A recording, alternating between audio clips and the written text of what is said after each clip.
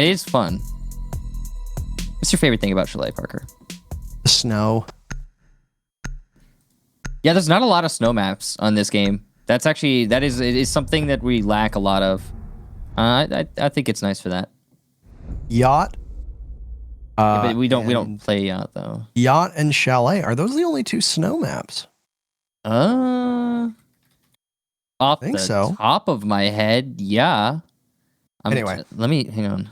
All right, Team Liquid versus Team One. There is a bit of no. Cafe has snow on it. Ah, yes, that's right. Okay, perfect. You're right. And it's in here as well. We just watched a cafe match, by the way. I don't really notice it, so. Yes.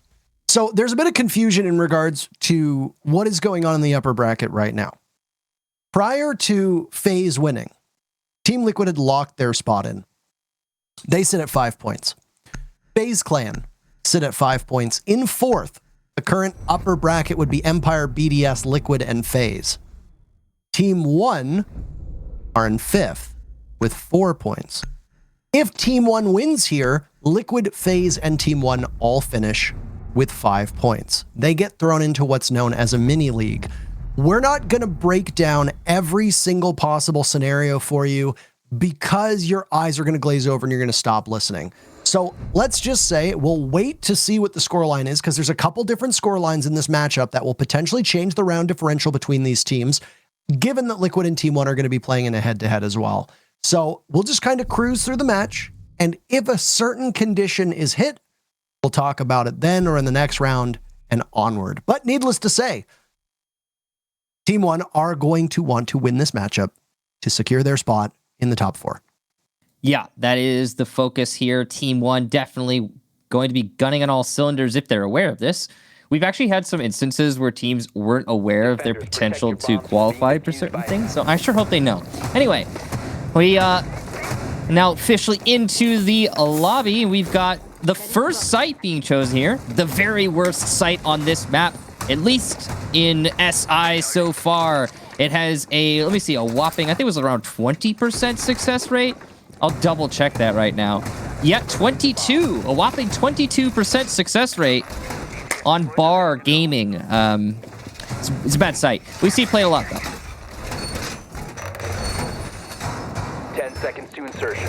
Chalet has been a thrilling map to watch so far, and I will say there was a bit of a controversy that was stirred up by teams in certain regions that didn't want to see Theme Park get excluded from the map pool. Now, Theme Park is a fine map, but it is not a fast map. It is not an exhilarating map. Oftentimes, teams get bogged down while droning in, and the defense wins more often than not. Chalet is the polar opposite of that. This is a very quick map. There's action that happens very early on. Lots of teams have shown us how fast you can pull off a site execute on almost every single bomb site on this map as well. It's not even like they've got one or two that the attackers really enjoy. Almost all of the sites are favored by the attackers. So I expect when you look at these two teams, Liquid and Team One, both are very aggressive teams. Both can be very quick. Both can be very unpredictable. And they've got an abundance of skilled players in this lobby that we're going to have some pretty fast rounds that leave us scratching our heads, but are still thrilling nonetheless. Yeah, I definitely expect that. I think it's just the story of Chalet. And speaking of the story of Chalet, with both these teams, they both played it once. Liquid played it at the Six Invitational. Liquid played it against Furia. They won that one 7-2. Team One played it against G2. They won that 8-6. So it's been played by both of these teams. They've got good track records recently here. Much better for Liquid, but of course, things have changed. We talked about it a little bit. When you go to a map, whether it be in a rematch or just for the second time, sometimes you've grown a lot since the first, and could get a very different result. That's an interesting hard breach there that might make it really difficult to play in backbar storage. Yeah, Ace's pick rate as a hard breacher has also plummeted after losing smokes. We've seen Thermite get played an awful lot and Hibana backing him up close enough. So as we talked about the pace that can get set here on Chalet, it's not unusual to see an execute happen before we hit the 1 minute mark, and that's right where we are at the moment. Moringa's already tossed out 2 of those toxic canisters, and in a frag grenade will go. He manages to dance around it while only taking a little bit of damage, and no, Ali Mao's just going to sprint on in, but it's to his undoing. Moringa gets the lead-off kill. A bold move by Team One, punished very swiftly. Yeah, and that was a frost mat that actually ended up downing Ali Mal before he could get the kill. Vault in from KDS, and he picks up a nice two-piece. Not going to get the third, though, as he rushes into the site. Paulo will shut him down. Even man count here, an attempted plant, but it's not going to work out for Team 1. Lagonis has to keep his gun up to prevent Paulo from shutting him down. He'll use his Selma to try and open up that angle in the hallway. Nesk will go down to Neskin, the superior Nesk in this situation, but Liquid are still fragging out. It's all on Levy now, who's playing above. He'll need to drop, knowing there's one in back bar storage. He challenges and wins the fight. PSK now in the 1v1, and he is ready. Levy goes down, and Team Liquid will take round number 1. I think it was PSK who actually secured the kill on Neskin, by the way. So for now, Nesk is safe. No, I saw one of them kill the other, at least. It was, I don't remember which one. I think it was Neskin killed Nesk. That I know. Well, we can go to instant replay here, but I know for a fact that I'm right, Michael. Okay. Maybe I misread it. Ali Mal's vibing. And yeah, you're right. The frost mat caught him right as he hopped in, but I mean, Moringa would have had him either way with that vault in. And, I mean, this is the type of thing that we said about Chalet. It's unpredictable, it's fast, it's exhilarating. Frost sees a high pick rate on this map because if you're going to take upstairs in library, if you're going to take trophy, if you're going to take games, all of these particular parts of the map require a vault in to gain proper access. And every time you go to do that, you're going to find yourself either having to take out the frost mat or somebody who's going to be babysitting it. Most teams will have somebody camping near the mat. That's just the way it works out. It's not exactly common to just leave them haphazardly over the map and have teams vacate the premise. So, do I challenge the mat? Do I challenge Moringa in that position? Team 1 were chomping at the bit to break in and try to get off a quick plant. You could see it. They expended a considerable amount of utility. Grenades went in, flashes went in. They tried to throw multiple drones at the site, but Moringa swatted it all away, persevered, and got that very first kill, which ultimately knocked Team 1 on their heels. They recovered quite gracefully, and it was because of that Selma that you talked about early on the stairs. Just KDS walking in and picking up 2 very fast kills and causing Team Liquid to have to pivot off of their spot and look towards the front of the site by the lobby. That definitely caused a lot of problems there for the defense of Team Liquid, but still they persevere. Now, it's going to be a kitchen dining defense next. Less pressure going on here. Just get the default cam for KDS. Knows it's there, doesn't want to have to deal with it later. Okay, so we'll get it out of the way. Meanwhile, you've got Ali Mal, who has worked his way in downstairs. Team 1 clearing from north over. Not a library take as we so often see on the top floor clear, instead of Solarium execute. I actually really like the Solarium execute. It's a little contained. It can be claustrophobic sometimes, but it's a nice idea. Ooh, look at this. Ali Mal's going to open this hallway up from below so that if Moringa, who is spotted in trophy, decides to try and retreat through the hallway, he'll get cut off. I like what we've seen out of the Buck plays so far. I've been kind of bummed out by the changes that brought Sledge back so forcefully into the meta at the expense of Buck, but I think for balance-wise it had to happen. And of course, this vertical play is one of the hallmarks of a good Buck, and it's his major advantage over a Sledge. You can work from below. Chalet is a map with a lot of destructive capabilities, especially on these 2 sites. So when you look at it, Buck is going to pay immediate dividends. All the while this is happening, Team 1 are going to take upstairs as best as they can, and while focusing on the main floor. Half of the round is gone by, and Palu and KDS have both taken some damage, but other than that, everybody is still alive and well. Definitely calm before the storm here. These teams are very close to each other, but they have yet to reach contact. They'll be opening up the little shelf inside of West Lobby, and that's going to give a good line of sight into the site. Look at that. It's always weird when you have to say it like that, but there it is. KDS going to have already eaten some damage. He's trying to dish some out there, and he is going to keep the anchors inside of B, keep their heads down, and unable to peek over the cover. Ali Mal has worked his way into the West Lobby. He could do some great work from here. And there's a Lion burned as well. At the exact same time, one spotted, and that'll be it for the EE1Ds that Levy has access to. KDS's proximities will go in, and he manages to catch a C4. Beautifully done, and position given away with that as well. So Ali Mao's the one, first line of contact. KDS looking downstairs with Ali Mao with him. Sexy Kate grabs a kill, as does Neskin, taking out PSK. Revenge from the previous round is now Liquid's guns finding their marks, leaving Lagonis in a 1v4. He's toiling away inside of the site, and he manages to take one down before the ceiling erupts above him, and Nesk finishes that off to give Team Liquid yet another round.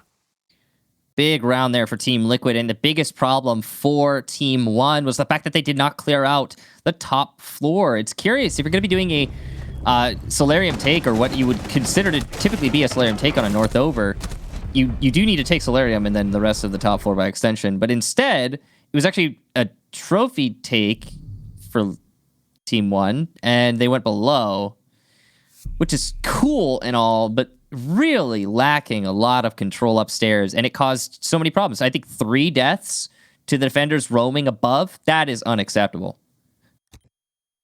Attackers need to locate and defuse. I don't know how successful the Lion has been through these 2 rounds, so I understand why they're now moving off of that and going with something a little bit more conventional. When you look at the operator lineups that tend to come on Chalet, well, Yana's pick rate is going to soar. Zero and Nomad will kind of function in the same way. You'll have the Nomad there to do some flank watch, so you don't need to. The flexibility that comes with those Argus cams from Zero allows you to flank watch, but it also works as an entry tool. That's something that Nomad really can't do.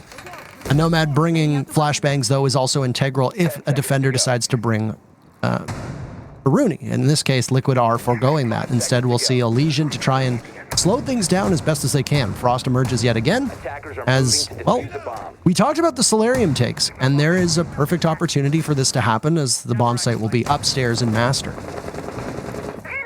We'll see exactly what Team 1 commit to. Will it be the Library take or the Solarium one? Either way, it's going to have to be a top floor clear, obviously, because that's where the site is. Looks like a committed roam on the Library side, and you've got control already at the balcony for Team 1. This could give them a direct access to the site. The Gon 6 has been used here a number of times for an explosive entry into office. I wouldn't be surprised if we see it again. Looks like they're actually... Lagonis is just droning this out right now before they commit. And there they go. This has been seen time and time again. Barnstorm the site. You've got control. Go for a potential plant. Who's it in the hands of? It's Lagonis, but Liquid finds the first mark, taking Ali Mao out again. He's been unsuccessful. He's been one of the top performers so far in this tourney, but for him, it's a rough start. Down goes Neskin as well. Huge explosion underneath him. Lagonis should have no problem getting this diffuser off, and the Jaeger gets spotted. Oh, but KDS loses the fight. Sexy Cake is superior on this one, and Liquid get a flawless retake with the diffuser down as well. That round and that push was over before it started. Nobody from Liquid spared at all. No blood sacrificed, and it's a perfect rotation as they're up 3-0. Yeah, I don't remember the last time, Parker, I saw a flawless defensive win post plant. You don't really see those a whole lot, so that's pretty rare. And Team 1 are definitely suffering right now on these rounds. I think they were surprised by the setup we saw from Team Liquid. The whole holes in the wall thing by Box, that caught them off guard because I think they were attempting to push deeper to go for a plant behind the half wall, which they couldn't do because the holes were open. It was a very awkward execute from Team 1 and well rebuffed by Team Liquid. As soon as they realized it was happening, they were cautious on every single peak. I honestly thought KDS was going to win his gunfight there when he was holding from the corner, but he just couldn't land the shot. So, like you said, Parker, 3 in a row. Flawless cycle. They'll go back to their preferred bomb sites, seemingly, even though it's not been good to other teams. It's being good to them so far, and we'll try it once more. By the way, spoilers inbound. So if you don't want to know what's happening, then EC, right now it says 15 seconds on the clock. Mute for the remaining 15 seconds and come back when we're in the live action. On the other stream, Dark Zero just defeated Furia by a score of 7-3. As such, Dark Zero's position right now is 6th on the standing with Furia in 7th. And now the spoilers are done, so we'll get back into this matchup. Thanks for listening. Always a pleasure to listen to you, Parker. Thanks, Michael. Same here. You like listening to yourself? No, I like listening to you, Michael. Ah, okay. You could understand my confusion. Team 1, Yet to find a 1 round. I had to do it. They're going to go for a Solarium take. Finally, we've been talking about it for the entire match, it feels. And they're actually going to commit to it now.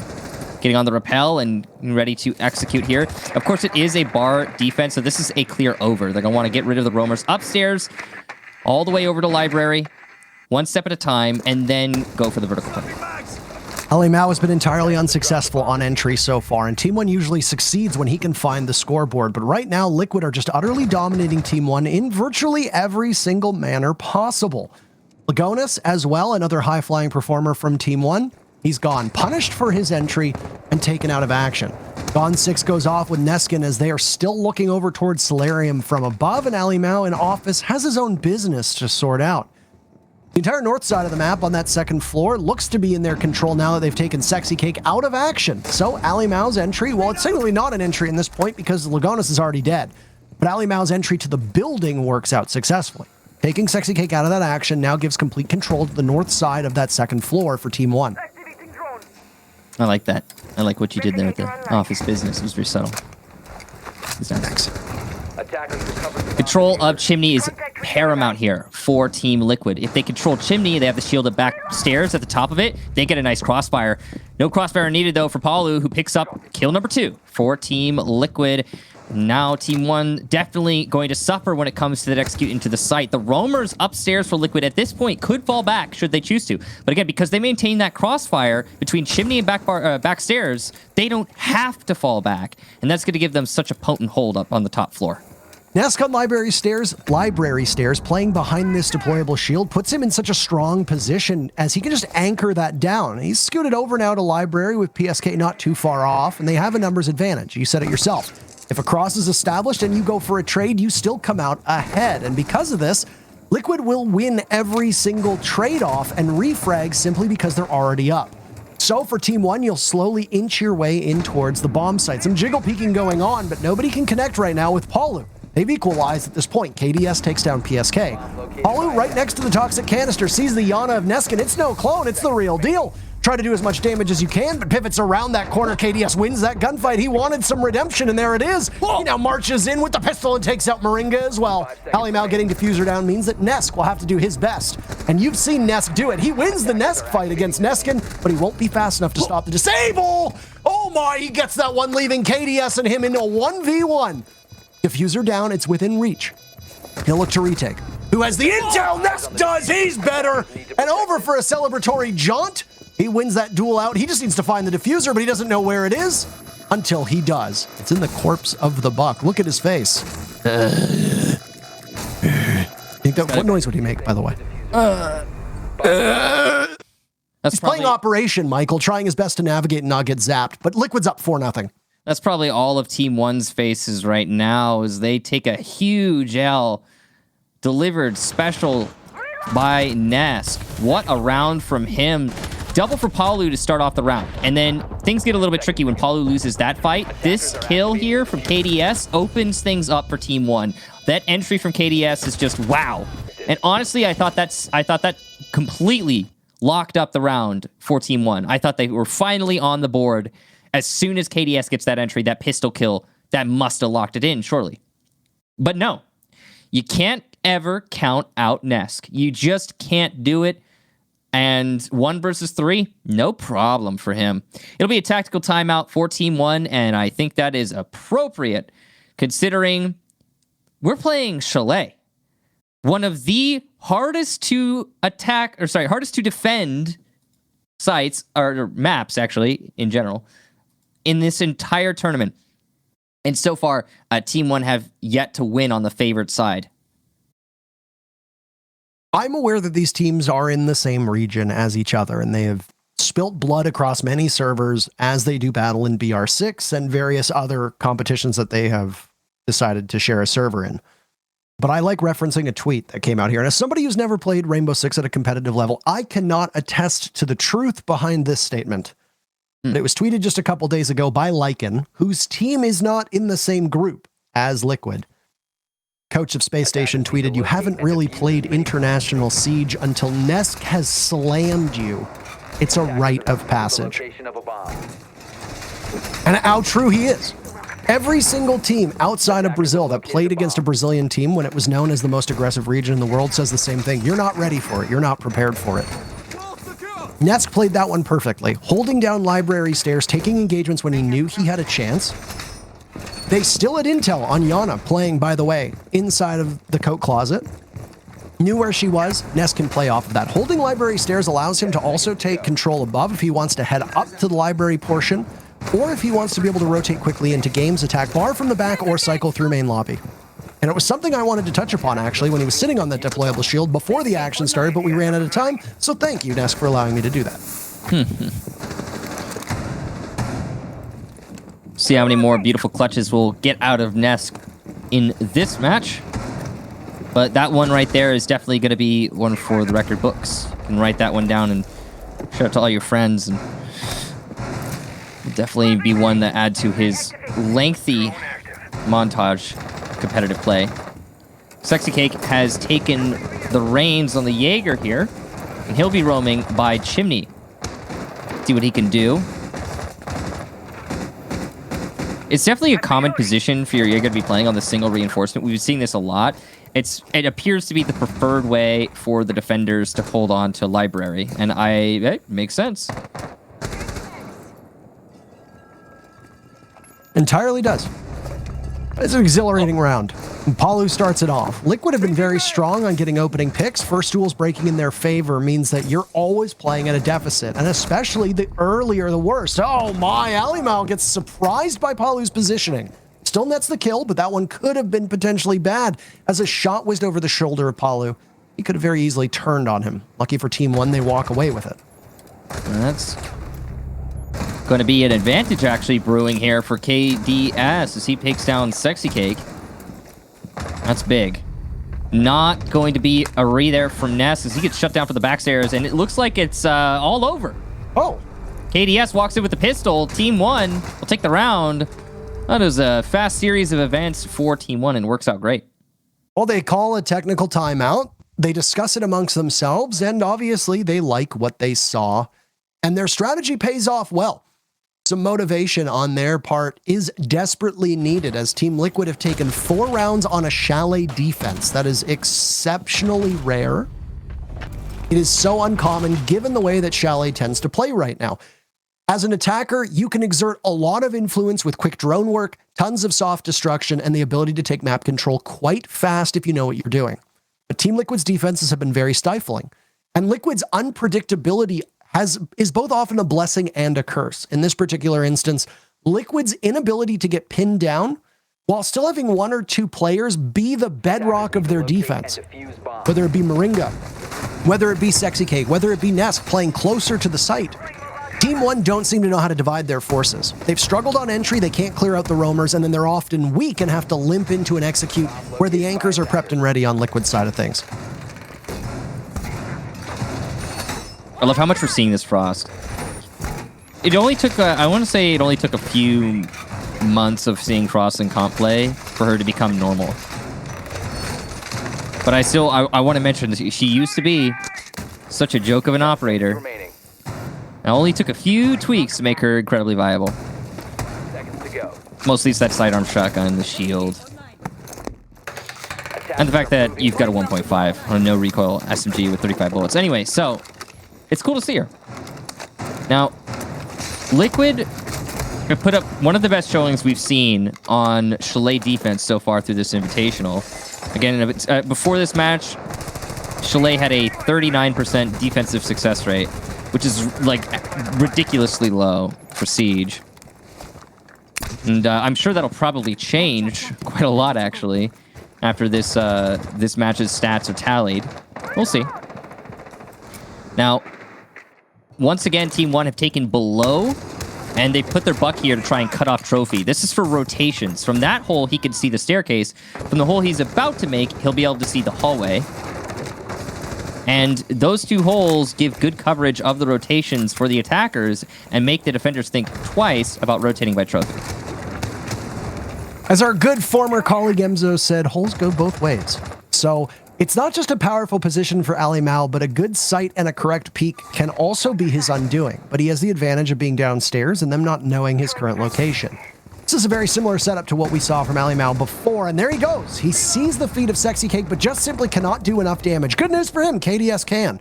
So it's a joint effort. Both players from Team 1 in on the action, and there goes the first pick.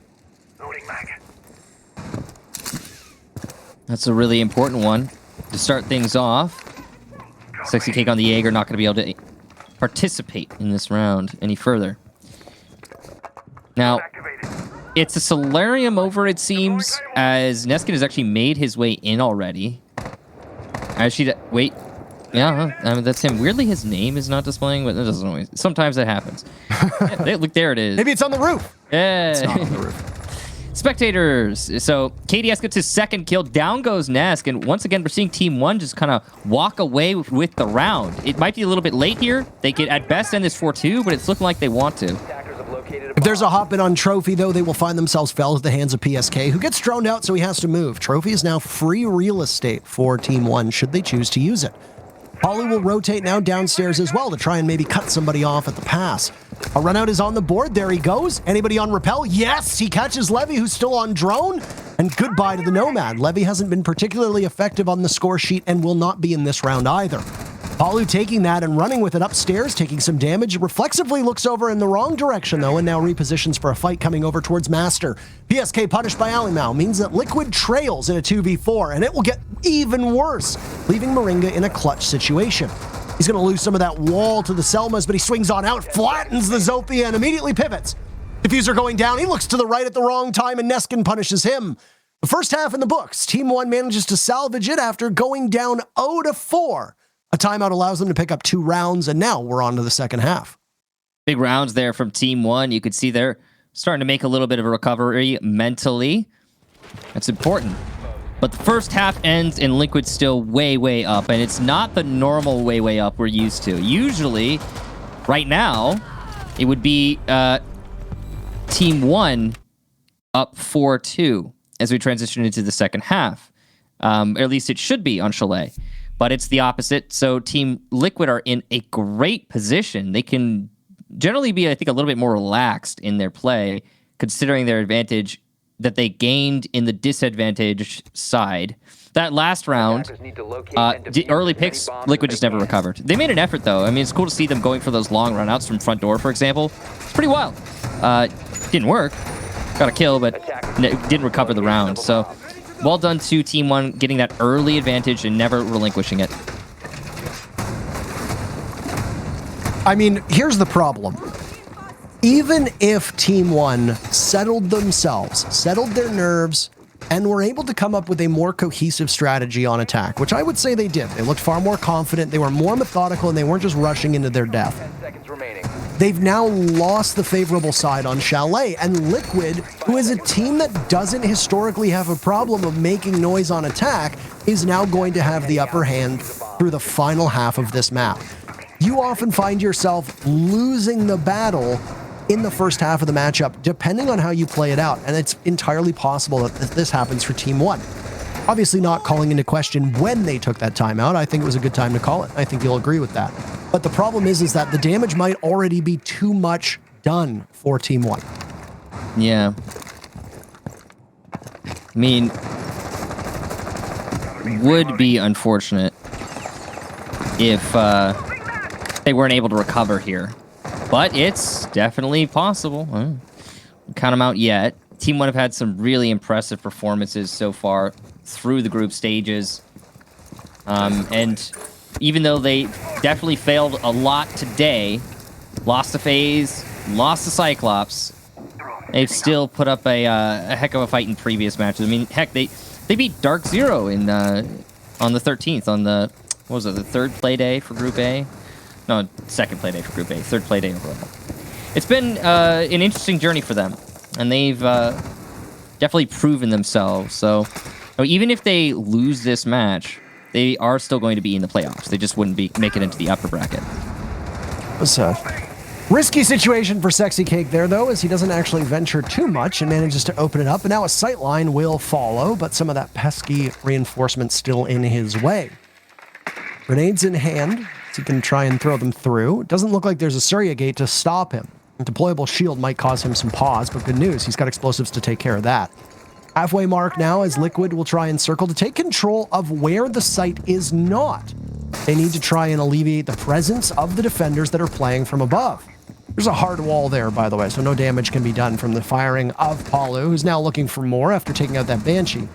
It's going to head over in that direction with the trusty SMG-11 in hand, but nice line of sight for Team 1 to take him out of action. Phone calls will ring now to try and give some intel, but there's no possible follow-up for Liquid just yet. There it is. Levy goes down in the closet, and this evens out into a 4-on-4. A little bit of a break in the fight there, as Liquid will fall back, and Team 1 will as well.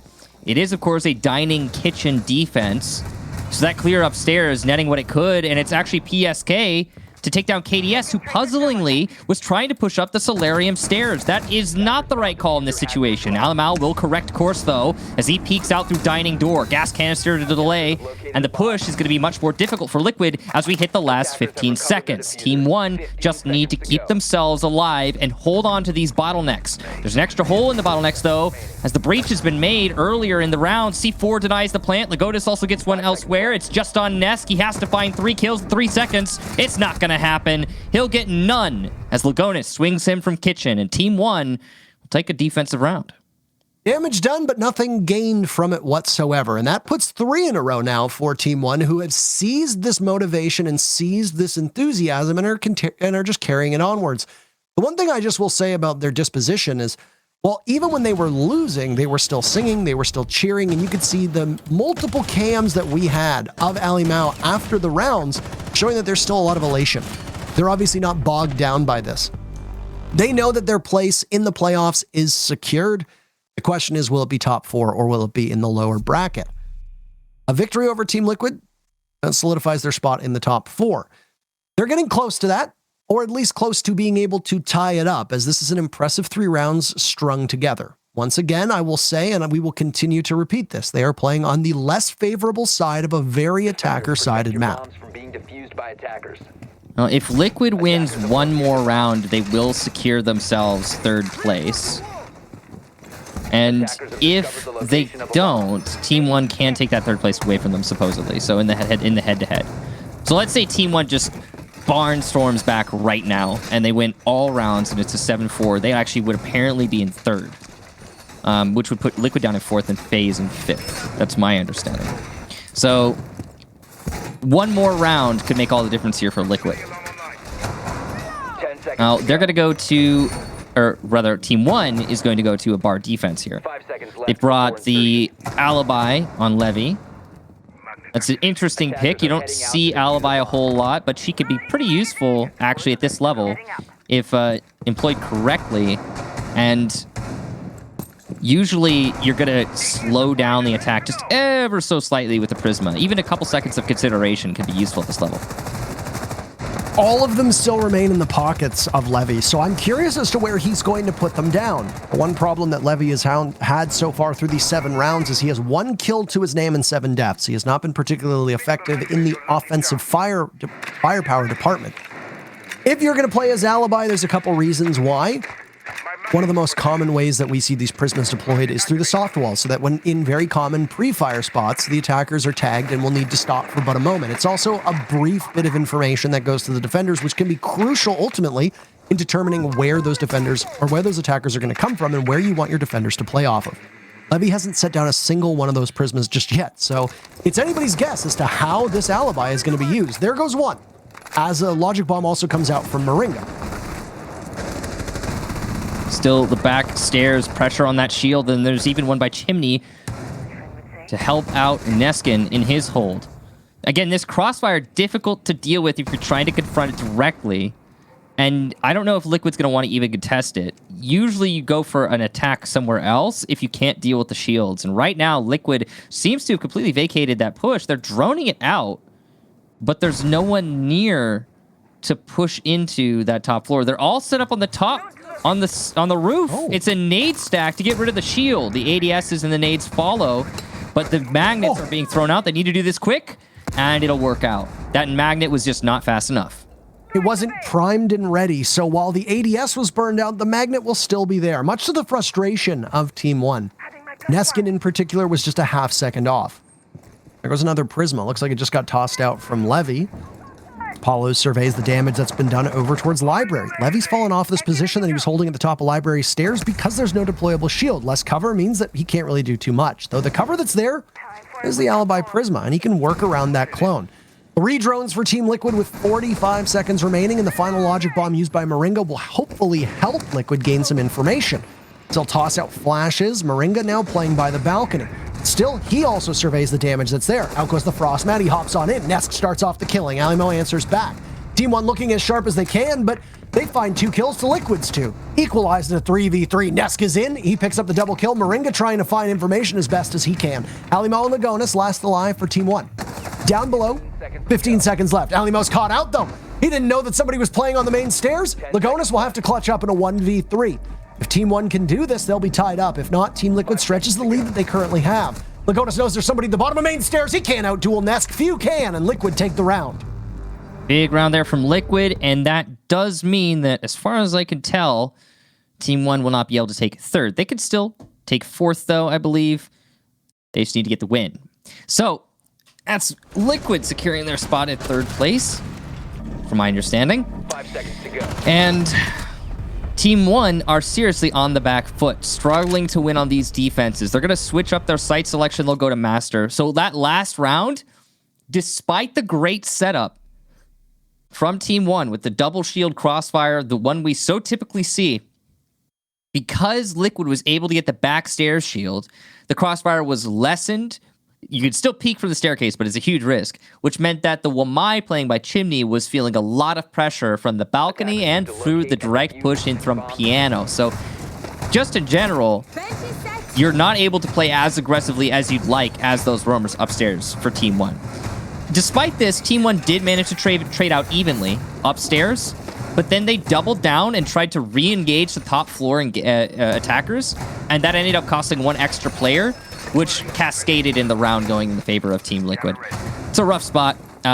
Team 1 need to be careful in pacing their engagements. So this should lock in 3rd place for Team Liquid, by the way, as you mentioned earlier on, which is good news for them. They must be happy with that, and they managed to do so, breaking the streak that Team 1 had put together. 3 rounds in a row, unanswered after that timeout was taken. Liquid still have time for them to take their timeout as well, which can settle things down if need be, but I mean, you're up 5-3 at this point, and the sky wasn't quite falling. If they'd lost that previous round, I think that's a good time, as it would be a 4-4 scoreline for Liquid to settle their team. I don't know how I feel, by the way, of Team 1's stall over by Library. I don't think it was a proper use of utility, and definitely was a nice try. Obviously, the Alibi didn't really work out as much as they wanted, but we so seldom see good Alibi strats. Yeah, it's a rare thing to see an Alibi be useful. As I said, it can shave off seconds if used correctly, but I don't think that this game, some of these attack rounds have been close, granted, coming to the dying seconds of the round, but I don't know that the Alibi is going to help make it even worse for the attack. They'll just factor it into their timings. Obviously, we don't have an Alibi here anymore, so that's something to be considered. Now, overall, I mean, it mostly comes down for me to Liquid being good at clearing out that utility. That was a huge thing for them. On that drone, PSK just spotted the mute of Lagonis, by the way, and with the tracers knows that there's a vigil nearby as well. I'm surprised that Lagonis didn't see any sight on the drone. So information for Team Liquid, more will come in now as the phone call from Moringa will ring away. Defenders' positions known, unless they're sitting on a mute jammer. He thinks there's somebody downstairs in the basement. There is not. The entire floor is vacated. 2 defenders from Team 1, though, sit inside a dining and over by Trophy, watching a kill hole. This is very similar to what Team 1 did above when they'd set up an elaborate system of kill holes on that top floor. Oh, no, he didn't get one of the mute jammers. I don't know if he's going to be able to open up the wall. He'll eat some damage as he rotates, by the way. Now, that impact from PSK will get the mute jammer, and now he will certainly be able to open up the wall. So job done. Took a lot longer than Liquid should have invested into that, but it gets done anyway. And Sexy Cake will wait for the cavalry to arrive. Smokes on the thermite mean that you can do the job on your own, providing the rest of the team have picked away at any magnets, any shields, or any ADSs that are there. A Warden can stop you as well, but we don't really see him at this level. So Sexy Cake just needs to make sure that the Jaeger gadgets are gone. Once that's done, you've got a pretty safe nook that you can sit in and get that diffuser down. You've also got to bait out any C4s and smoke canisters, and that's the next step. Alimao still has one smoke remaining, and there's a nitro cell in hand for Lagonis. The question is, where is it? There it is. They expended it a little too early. Levy starts things off. Nesk answers back. Alimao trades through it. Liquid are trailing, and now Sexy Cake, with the smoke finally cleared, is going to get that plant down. Team 1 will need to be called into action. KDS jiggle peeks around, but there's nobody there, so Moringa will have to watch the flank. But no! KDS jumps up and nets 2 big kills. Moringa last one, and KDS will clean them up, with Team 1 having no problem securing the diffuser in a post plant. No match point for Team Liquid, as the answer back comes in from Team 1. We often talk about Alimao. We often talk about Nesk, but look at this KDS. What a round from him. What a big win for Team 1. They are giving this their all. They gotta say, very slow round from Team Liquid. They could have been a lot faster on their execute. For example, Sexy Cake spent, what, 30 seconds? No, maybe 25 to... Yeah, no, 30 seconds. He spent around 30 seconds in the main lobby trying to shoot through a floor to destroy a mute jammer. That is not his job. That is anyone with an explosives job. It takes them a second, and they go back to whatever the heck they were doing elsewhere. It also left Sexy Cake very exposed. As your lone hard breacher, that's risky business. And Sexy Cake did manage to get the wall open, but even after that, it's a very slow round from Liquid. They paused to drone out. Fair enough, but they had 40 seconds left when that wall got opened. And they had 20 seconds left when they went for the execute on site. And obviously that's not going to work. When you're dealing with such a linear execute as the one they had set up, no real flank potential, no real pressure from anywhere but the breach and the balcony, you're walking into a meat grinder, and Team 1 were ready to crank. Grinding them down. As honestly, I was a little bit worried that we were going to see a squash to end Group A. This is the very final matchup of Group A before we head into the playoffs. Obviously, Group B goes tomorrow, but a nice match to send us off would be ideal, and we've been treated to that. After Liquid stormed out to a 4-2 victory, Team 1 has absolutely clawed back, taking 4 of the next 5 rounds. Liquid really do need to settle themselves down at some point, because they look like they're suffering from similar things that Team 1 was having issues with on their attack. Lack of coordination, maybe a little bit too much hesitation on the entry, and not really knowing how to take control of certain critical parts of this map. Whether it be Solarium if they're looking at a master take, whether it be Library if they're looking at a games take, there have been some issues here with Team Liquid's coordination. That obviously doesn't bode well for the remaining attack rounds. Team 1 are thriving in this environment and are playing significantly better than they did through the first couple minutes and couple rounds of this map. Ooh, dangerous game for both players, Levy and Nesk. Neither find each other. Backed off the tracers, just to be careful. Well, it is going to be a Maverick instead of a Thermite for Sexy. He's like, all right, you know what? If we're going to waste all this time, I'm just going to make the hole myself. I'm done with dealing with denial. And he brings the Maverick. And it's working out pretty well so far. That's a good hole there for the entry. He'll make some line-of-sight holes like we saw last time. And that way, there's no time wasted for Liquid when they go for the execute on the top floor. Now, of course, this is not the same site. This is a kitchen dining defense. But, hey, at least the job gets done faster. And they are still going to have to clear out upstairs. And I'm sure through those slits in the shield, they could see the position of KDS. And obviously, whether it was for him or for the shield, a grenade goes out and damage done forces him to move away. Alu might be able to catch him on the retreat. He just narrowly misses out on an elbow, and he sees the bullets whiz by, but now he's looking to see if there will be a jump out. Nobody's there just yet. He needs to cover this angle if Sexy Cake in his current position is looking for a vault in over by Piano. Grenade goes out, claims the shield, but nobody from Team 1 is even remotely close to that position. Yeah. Needs to be a little bit quicker on Team Liquid in terms of determining what's going on. As you could just see, we got to see it because the highlights through the walls. Team 1 have all fallen off the top floor. It seems like they're going to stay off the top floor. Liquid has not realized this yet. It's an anchor and a downstairs presence to try and counter the late push into sight. A tough spot for Moringa to be in. He's got intel from the logic bombs going off, but Levy's going to waste as much time of his as possible. Sexy Cake falls, that's diffuser down as well. Not an ideal start for Liquid.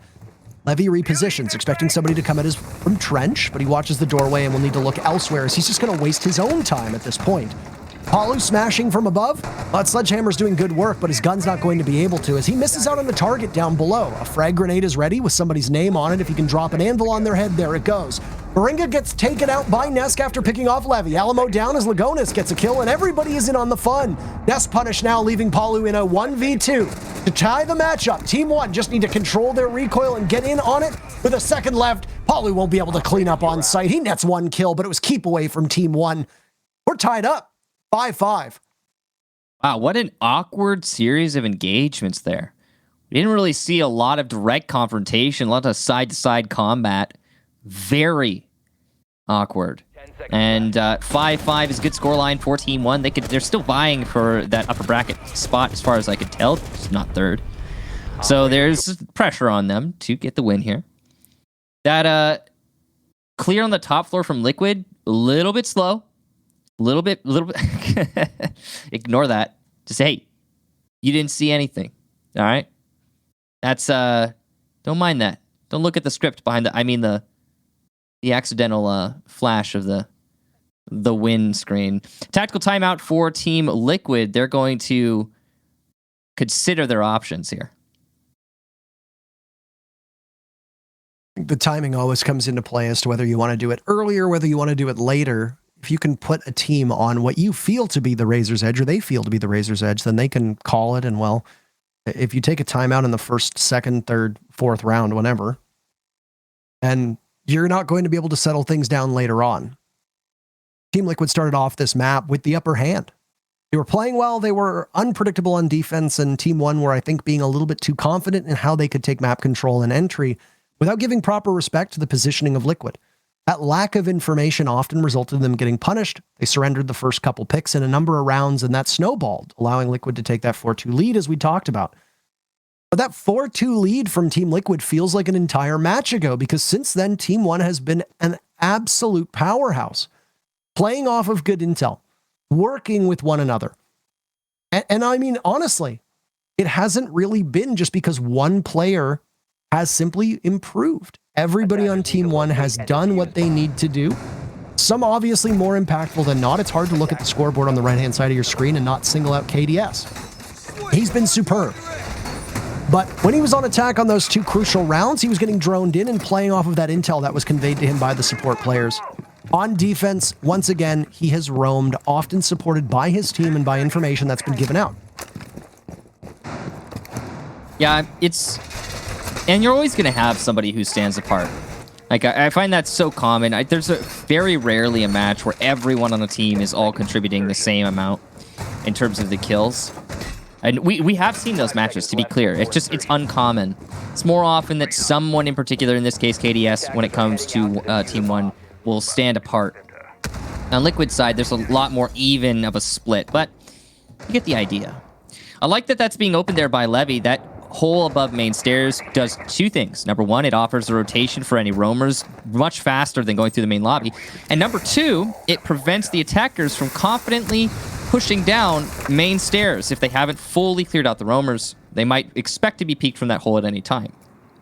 Here's the problem for Team 1. This is often a miserable site to defend. Will they be successful is the question or not? We see teams lose control of the front of Snowmobile, and then it just spirals worse and worse as time goes on.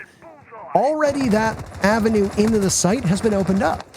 They get more intel. The double hard breach combo for Liquid means that they can also pick away at the back without having to risk Sexy Cake repositioning. And even though for the moment Nesk isn't close to Wine Cellar, he can get there or to trench pretty quickly with Hibana.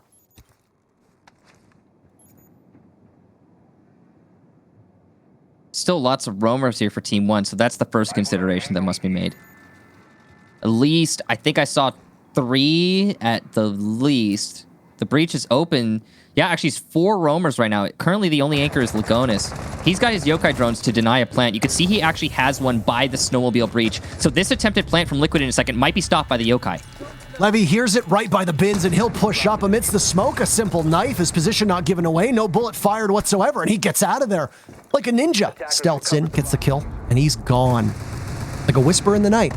Lagonis punished by the DMR. You can hear it working away as Liquid trying to vanquish the members of Team 1 that are punishing them for this plant going down. Diffuser in Moringa's hands, and it will be successful as he now peels off.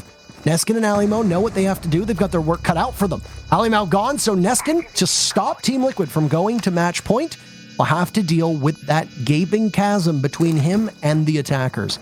Inside of blue, isolated from the diffuser. A beautiful shot on Napalu. He's going to need 2 more of those, as this heroic attempt to get back into the site can be thwarted at any moment. A drone on him as well gives his position away. He'll have to look left, right. Is anybody there? Nitro Cell goes out, backing away. It goes off, but no damage done to Nesk as he now pushes up. He'll have to enter. Neskin's almost done, but Nesk is the better Nesk of the two, and Team Liquid sits on match point. Rough situation there for Neskin. He really had little to no chance of winning that one out, especially with how carefully Team Liquid were playing that. Honestly, Paulu did give a little bit of an opportunity away when he peeked into the doorway. That kill there, clearly there was a mark for Neskin. He had information from something, probably a yokai drone, whatever the case be. That information allowed for the 1 kill, so you're not dealing with 2 fronts, but there's still the crossfire when it comes to the breach. And like I said, not really much of a chance. So, nice try. Not going to happen. 6-5 now. As you mentioned, Parker, match point for Team Liquid. All the hopes for Team 1 of upper bracket could be dashed right here. They will go to Bar Gaming. Again, statistically one of the worst sites on this map in an attempt to bring this one to OT. It's doable. It's just not going to be easy. Well, if Team 1 isn't successful on this round, then it's over. No overtime required, and then it'll be FaZe upper bracket, Team 1 lower bracket. They're still in. They're still going to continue forward. It's not a loss. But, I mean, you want the easier path, let's be honest. The upper bracket goes so far, too. Like, it's a major night and day difference. So, it's that one extra little piece of buffer between you and elimination. So it's an important match, this one, and this round is, because of that, an incredibly important round for Team 1. Once again, if by Team the way... Liquid... Sorry? What were you going to say? No. You first, sir. After you. I was going to say that if Liquid prevails here, they will be in the portion of the upper bracket with Team Empire, and then FaZe would finish 4th. They would be in the portion of the upper bracket with BDS. So there you have it. And then, of course, you go on from there. If the 2 upper bracket teams win, then it would be Empire facing off against Liquid and BDS facing off against FaZe. But obviously, we have no clue which teams from Group B are going to make it. Right. And focusing on the implications here, Team 1 had a chance to solidify themselves in the top 4. This has been a young team that has risen very quickly, but obviously still have some struggles on a massive international scale. Liquid are proven, yet have had issues with consistency. This has been a very back and forth contest. And Chalet seems to be this way. There's chaos, a bit of sloppiness thrown in. And just a pinch of pizzazz. Sometimes a lot of pizzazz. And we could see it early on. Did you see Paulu's position out on the library balcony? No, if he doesn't look directly to his right, one of the defenders from Team 1 could very easily punish him. The Jaeger of KDS is sitting there waiting. You can smell it. Smells like roast chicken. KDS just waiting patiently, as you mentioned, Parker. He's got Levy in the hallway to assist him. I don't know if Paulu knows about his position, but there's my discs, there's ADSs. There's no way Nade's going to dislodge that player. So the standoff will continue over there. Good cutoff from Moringa on the rappel. He's going to get line of sight to see if Neskin tries to cross in front of Chimney. He's also been droned out. Neskin's position now known. So Liquid's clear from the master side over so far has been successful in absorbing territory, but not the specific coveted ground that they're looking for. That top chimney, top backstairs, library area. That's still the hardest nut to crack on this defense, and Liquid are working their way around it.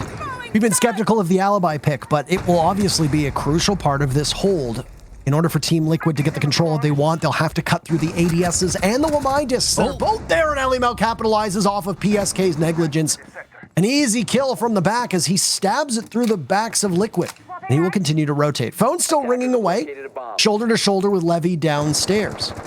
Diffuser in the hands of Sexy Cake. First kill for Liquid comes out. It's on the KDS. That's the best player for Team 1 statistically in this lobby. Can Liquid be able to put more together? Let's just seal the deal on this matchup. That's the real question. They have control of the site. There's no frost mats to deal with. If you want to vault in, you're going to have to throw through the smoke and through the alibi clone that's there. Nest through the wall, tags out on Alley Mao and is now looking towards A. Got something brewing over by Bar. Seeing the smoke for but a second. He manages to down Lagonis, but Nesk has the refrag. His entry to the site, could it be stopped by Liquid? Finally, Lagonis finished off. Levy, Bailiff in hand. Is the diffuser going down? Yes, it is. Sexy Cake now will need to be stopped by Nesk, and Nesk in a 1v3. Diffuser goes down successfully, but he's stopped by Palu, and that'll be it. Team Liquid take it, and they've got third place in Group A. Third place and no upper bracket for Team One. Of course, they still make it to the playoffs, so it's not the end of the world for them. But FaZe Clan can breathe a sigh of relief that they maintain their spot in fourth. Big wins for them on the day, and Liquid, big win here to round out the day and round out the group stage for Group A. So the biggest beneficiary of this matchup is none other than FaZe. Michael, they will be in the upper bracket as well. Team One will be fighting it out with the other teams down below. And that essentially puts Group A in the books. We started out a couple days ago with Latin America absolutely dominating this group. But at the end of the day, it was Empire and BDS who proved that right now EU Siege is still pretty damn strong. APAC had a bit of a disappointing outing, and we did, spoilers, say goodbye to Cyclops as the team to leave us here in Group A. As for the rest, they've got their positionings now, and there will be some finalized standings. But as for Group A, that's it. The next time we'll see these teams will be in the playoffs next week. Michael, it was a pleasure to do Group A with you. We're going to be back for Group B tomorrow. We've got some experts waiting to go through this, but of course a break. We'll be right back. Don't touch that browser.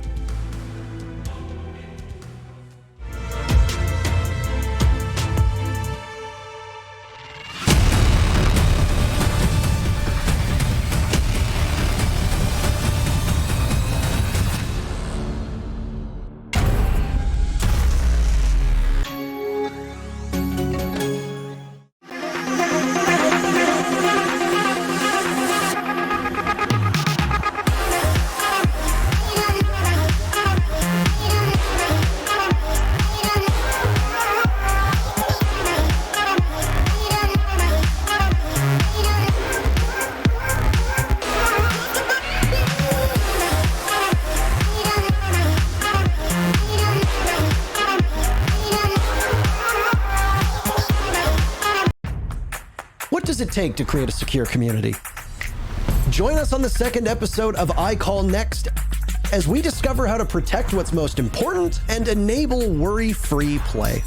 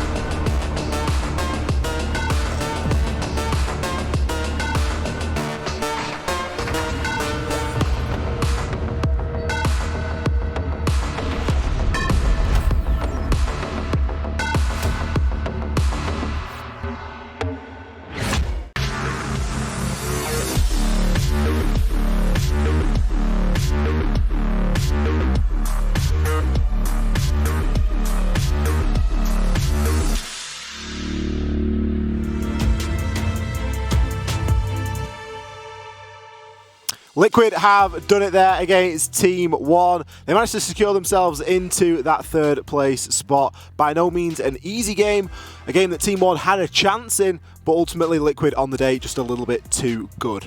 Yeah, Liquid comes away with, I would say, an expected result from them, a win against Team One, who they have beaten in the past plenty of times before. No real surprise for me, Ollie, but you have to give credit where it is due for Team One. They had some great things going for them, but it just wasn't enough. They really did. It was an explosive game. There was a lot of individuals that were standing out and required to put big performances in on individual rounds to gain and net that round for their team. I think toward KDS as an example. Yep. On the side of Team One, KDS did a lot of work there in grabbing multiple kills per round and really keeping his team in it for as long as they did. If you look over then toward the winners, toward the side of Liquid, we're going to need to talk here about Nesk demo. He went nuts. So many multi-kills. I think he ended up with three 3Ks throughout the course of the round. One of those being a 1 versus 3 clutch. So much clutch factor here on the side of Liquid. Yeah, KDS has his fair share as well of 3Ks, not only just Nask. I mean, even Pauly as well. You're talking about Nask playing so well. Pauly's rivaled him with 13 kills also, and even Moringa appearing with 11 kills. Team 1 played very well. Obviously, KDS played out of his skin for that game, but if you look at Liquid, you look at the stats don't lie, Ollie, they never do. More well-rounded effect for Liquid, and I think that is the reason why we're seeing them push on with a win. Absolutely, and we're still really deciding where Chalet falls in terms of attacker or defender side. I know that in LATAM, it tends to weigh toward the defender side. In NA, it can weigh toward that attacker side. Here, Liquid, kind of true to the LATAM roots, it was a defender-sided Chalet for them at least, able to pick up 4 out of the first 6 rounds. Yeah, and of course, an equal 3-3 split was all that was required then in the remaining part of the game for them to be able to take that as a 7-5. Able to see some kills here on the screen. KDS there, as if we needed to mention him again, just flashes up at the right time, but so many plants attempted as well. It really was a good old-fashioned barn burn. We had 5 plants that game, so both teams trying to get those down as much as they can. And one round in particular that I can remember about the bomb going down was the retake from Liquid. We seen a flawless retake from them, losing not a single defender. I think that was inside of their master bedroom hold as well. So very, very impressive from Liquid. Go back, look through the round, you'll be able to see just how good Liquid were, and overall walk away with the victory. So now, Ollie, that means that Liquid secure themselves in that 3rd place. And unfortunately for Team 1, they don't get top 4. They don't get top 4, but they still have a fighting chance through that lower bracket. And with the playoffs, as crazy as the group stages have been, who knows what is going to happen when we get around to those playoffs. We're billing the upper bracket as the advantage here, and for sure it is. But obviously, teams that are inside of that lower bracket still have a chance to go all the way. It just means they've got to go on a slight detour before making it all the way to those finals. One of the things that I liked in this game in particular was the player cams. You could see just how animated everybody was, particularly on the side of Liquid if they were winning. Sexy Kate screaming, Palu there at the end with a bit of a cheer. We have a breakdown here just to see how this game all went out. You can see that 5 plants on your screen. I guess the important difference being that 4 of those were for Liquid. Entry stats as well, dominant for Liquid, getting more of those than Team 1 did. I think Team 1, looking back at this game, they should still be proud that they've been able to do, I think, okay against Liquid on Chalet. And one thing that me and you were talking about before we came on here is Chalet. It's a map that we've seen from LATAM quite a bit. It's a map that I'm sure both teams would be happy enough playing because they're hiding other maps they could potentially have for their playoffs. Absolutely. We saw Team Liquid play very similarly today as to when we saw them play against Furia. Yeah, we did. Particularly on the attack, not overcommitting, trying to get kills on rotation and using that coordination that they have as a team to be able to pinch and push defenders in and around bomb sites, in and around the map, and then be able to gain crossfire kills. That's a play style that we saw Liquid introduce today. Again, exactly the same as when they played Furia. So seeing Chalet a couple of times, seeing it play out in similar ways, it can only mean that other maps are being hidden ever so slightly. But we do have the group stages just so we can get a confirmation as to how this all now shakes down. It is the end here of the group stage for Group A. There are no more games tomorrow for Group A. Tomorrow we're going to be looking toward Group B. In the here and now, the teams are almost at the top demo. We've had it for the past couple of days where it has been Team Empire, Team BDS, Team Liquid and Team 1. Now that's been a bit of a switcheroo. FaZe, they've snagged themselves that 4th place. Look at that. Beautiful to see. All 9 games played for each team. Empire sitting atop the perch.